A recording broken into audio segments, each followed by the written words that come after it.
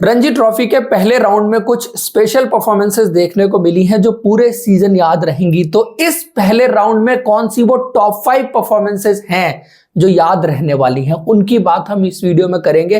तो 5 परफॉर्मेंसेस में से जो पहली परफॉर्मेंस मैंने पिक की है वो गुजरात के लिए खेलने वाले 23 साल के उमंग कुमार, क्योंकि गुजरात वर्सेस तमिलनाडु एक बहुत ही रोमांचक मुकाबला था, नेक टू नेक मुकाबला था। 2 बराबरी की टीमें खेल रही थी और हालात जिस तरह के थे, विकेट जिस तरह का था, उन कंडीशंस में उमंग कुमार ने जो पारी खेली है, दोनों ही पारियों में बहुत जबरदस्त थी। पहली पारी में उन्होंने 76 रन बनाए, दूसरी पारी में 89 रन बनाए। आप कहेंगे कि रन तो बहुत ज्यादा नहीं बने, पुजारा ने तो 243 रन की पारी खेली है और भी सेंचुरीज बनी है, लेकिन इस पारी को आपने क्यों पिक किया है? इस पारी को मैंने इसलिए पिक किया है कि सामने जो क्वालिटी ऑफ बॉलिंग थी, अपोनेंट ओवरऑल जैसी थी, विकेट जैसा था और कॉन्टेक्स्ट ऑफ द मैच क्या था, जो टेम्परामेंट इन्होंने दिखाया, उन सारी चीजों को अगर देखें तो उमंग कुमार की दोनों पारियां पैमानों पर खरी उतरती हैं। क्योंकि पहली पारी में जब वो बल्लेबाजी करने के लिए आए तो स्कोर था 3 विकेट पर 61 रन। वहां से उन्होंने पारी खेली, 76 रन बनाए और अपनी टीम के टोटल को 250 के पार पहुंचाया। और दूसरी पारी में जब बल्लेबाजी करने के लिए आए तो 6 रन पर ही 3 विकेट गिर गए थे। दोबारा से उन्होंने 89 रन बनाए और टीम के स्कोर को ऐसी जगह ले गए जहां से फिर वो तमिलनाडु के लिए मैच जीतना संभव नहीं हो सका। तो दोनों ही पारियां आप उनकी देखेंगे तो बहुत ही मुश्किल सिचुएशन में आई। सामने गेंदबाजी एक अच्छी क्वालिटी की थी, विकेट टेस्टिंग कंडीशंस वाला था और जो सिचुएशन उन्होंने खेली वो बहुत इंपॉर्टेंट थी। और फिर टेम्परामेंट, जिस तरह से उन्होंने टेलेंडर्स के साथ बल्लेबाजी की और विनिंग कॉज में दोनों पारियां आई हैं, तो उन सारे पैमानों पर मैं देखता हूं कि उमंग कुमार की ये दोनों परफॉर्मेंसेस बहुत जबरदस्त रही हैं। साथ में आप ये भी याद रखिएगा कि उनका दूसरा सीजन है, 2021-22 के साल में उन्होंने डेब्यू किया था और ये उनका 7वां मैच है। बहुत ज्यादा रणजी ट्रॉफी के मैचेस वो इससे पहले नहीं खेले, तो वो भी एक चीज बहुत इंपॉर्टेंट हो जाती है क्योंकि बहुत युवा खिलाड़ी है आज की डेट में। देन फिर दूसरी परफॉर्मेंस की बात करें और दूसरी परफॉर्मेंस आई है मोहित जांगड़ा से। मोहित जांगड़ा ने इस मैच में 3 विकेट पहली पारी में लिए, 4 विकेट दूसरी पारी में लिए। टोटल मैच में 7 विकेट थे, 126 रन की पारी खेली, 120 गेंदों पर 10 चौके और 7 छक्कों के साथ। ये तो उनकी परफॉर्मेंस है। परफॉर्मेंस वो व्हाइट बॉल क्रिकेट में भी दे रहे थे, जबरदस्त वहां पर उन्होंने एक 91 की पारी खेली थी, साथ में गेंदबाजी में भी लगातार विकेट ले रहे थे। लेकिन उन सब के बावजूद ना तो उनका आईपीएल में सिलेक्शन हुआ, ना और कोई आगे की क्रिकेट के लिए उनको प्रमोट किया गया। लेकिन इंपॉर्टेंट चीज जो इस मैच में मुझे सबसे ज्यादा इंप्रेस करके गई है, वो आप भी गौर करिएगा।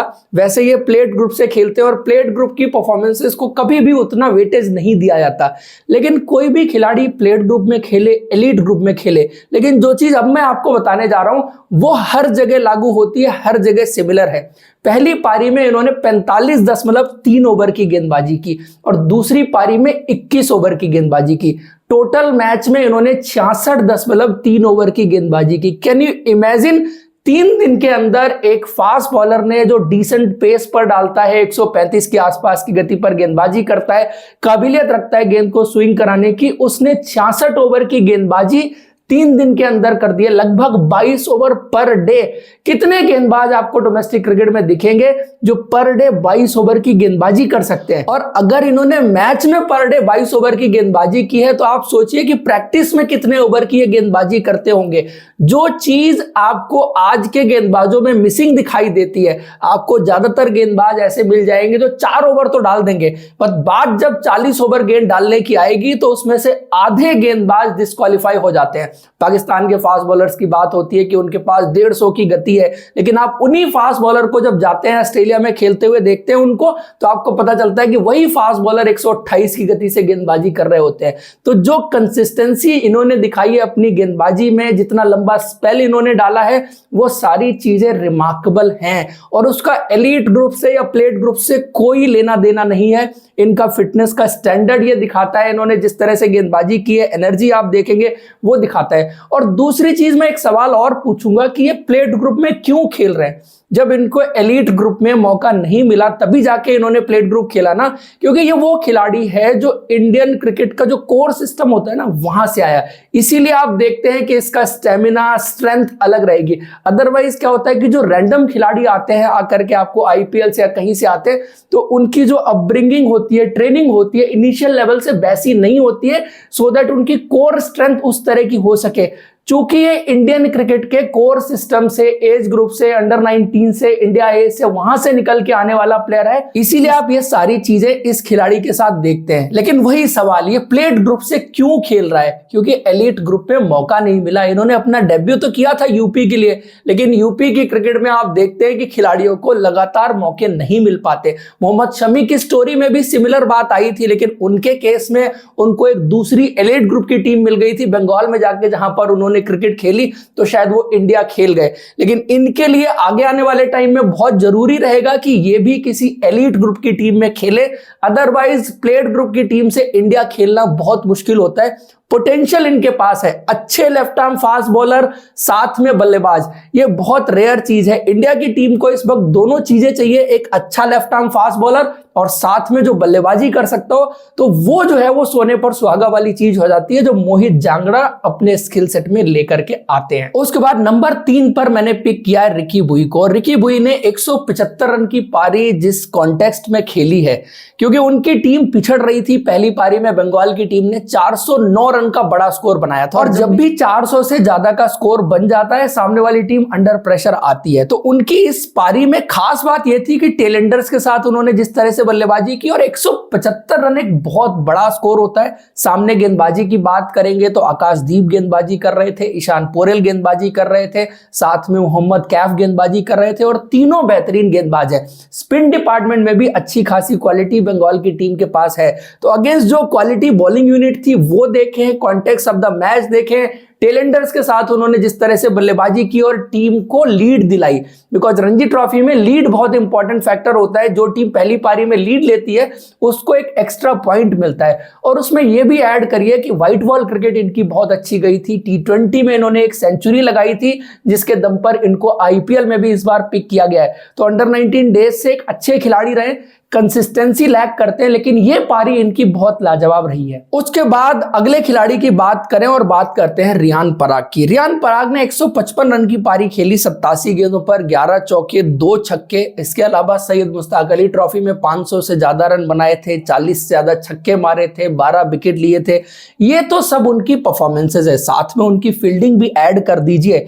लेकिन प्रॉब्लम क्या होती है ना, लोगों को उनके एटीट्यूड के साथ प्रॉब्लम होती है। प्रॉब्लम ये नहीं है कि उनका एटीट्यूड है, ये कॉन्फिडेंस है, ये बॉडी लैंग्वेज है जो आप रियान पराग में देखते हैं। क्योंकि जब आप अपने ऊपर मेहनत करते हैं, काम करते हैं, तो आप खुद में कॉन्फिडेंट फील करते हैं कि मैं सही कर रहा हूं, और वो आपको आपकी बॉडी लैंग्वेज में रिफ्लेक्ट होता है, वो आपको आपके माइंडसेट में रिफ्लेक्ट होता है। तो जो लोग बाहर से बैठ के देखते हैं, जैसे मैं बहुत बार देखता हूं लोग बात करते हैं शुभमन गिल की, सूर्य कुमार यादव की, इन प्लेयर्स के भी एटीट्यूड को बहुत क्वेश्चन किया जाता है कि जब बैटिंग करने जाते हैं तो वो एरोगेंट होते हैं। ये एरोगेंस नहीं होता।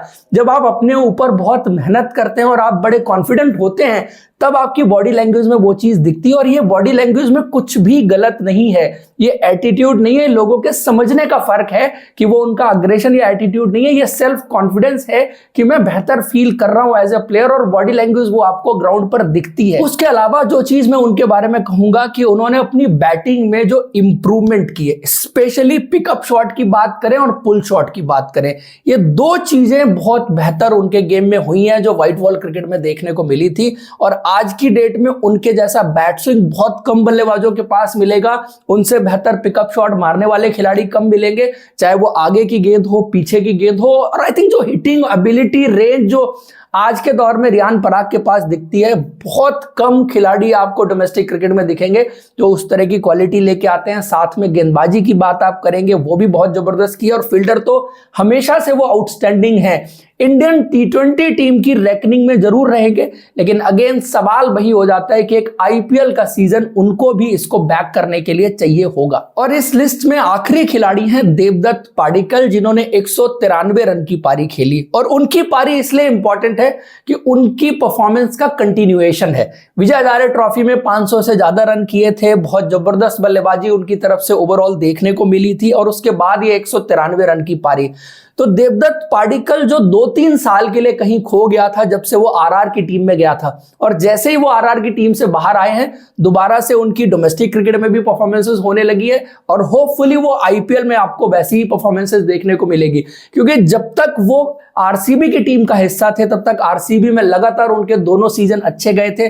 डोमेस्टिक क्रिकेट में स्पेशली व्हाइट बॉल क्रिकेट में जो वो कर रहे थे वो और कोई नहीं कर रहा था। इंडिया ए की टीम में वो लगातार खेल रहे थे, परफॉर्मेंसेस हो रही थी, लेकिन शायद जो वो आरआर की टीम में गए और आईपीएल में परफॉर्मेंसेस नहीं हुई बिकॉज उनको out of the order batting करनी पड़ी। तो कई बार वो फेलियर्स जो होते हैं ना वो आपके माइंड में चलते रहते हैं, और वो बैकलॉग एक तरह का बनता रहता है जो आपको डोमेस्टिक क्रिकेट जब आप खेलते हैं तब भी वो इफेक्ट करता है।